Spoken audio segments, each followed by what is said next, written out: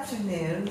I'm Carol Wilson, and this is Mike Murburg, my partner, and we work at the law offices of Mike Murburg, PA. And I just was thinking about something, Mike. You know, we were told there were regulations that were handed down saying that veterans are supposed to get a priority with the hearing offices if they have a service-connected disability that's 60% or higher. So tell me, how has that worked in your experience? Well, the first thing you have to realize with VA cases, 60% is based on fuzzy math. So your 60% may actually be 60 plus 20 plus 10, but it still adds up to 60%. But under these sorts of cases, in the wounded warrior cases, Social Security is supposed to expedite them. And whether or not they do, right now the backlog is just fundamentally sad. I think the last statistics were there are 990,000 cases waiting to be adjudicated by the Social Security Administration. Wow. That's presently pending, and they've just added another 250 judges that'll be coming online to handle the backlog. So that's coming along. But what a lot of our vets don't realize is they may have a 100% service-connected disability and file for Social Security disability and still not be entitled to the benefits because they're two different standards. And it used to be 5 or 10 years ago, if you came in with 70% and we'd gotten our clients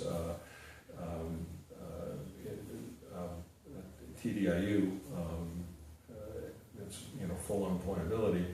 And once we've gotten that at 70% or greater with the VA, then we come in and take the case in front of the Social Security Administration, and the judges, for the most part, pay great deference to any administrative determination by the VA. They no longer do that.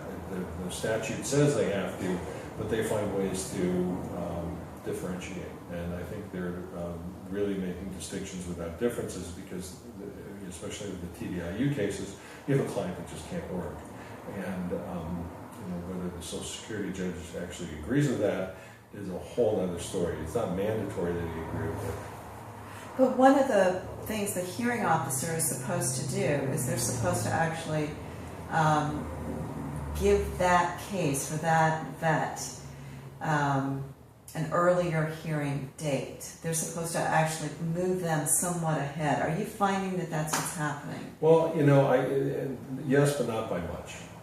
Okay, and it's getting tougher and tougher to do it. 2 to 3 years ago, it was doable. Now there's so many young guys coming back from the wars overseas that the system is really overloaded. You have 28-year-old, 29-year-old guys with 80% disabilities who are filing for Social Security disability that would never have been seen in the system 5, 10, 15, 20, 25, and certainly would never have been seen in the system during World War II or after World War II.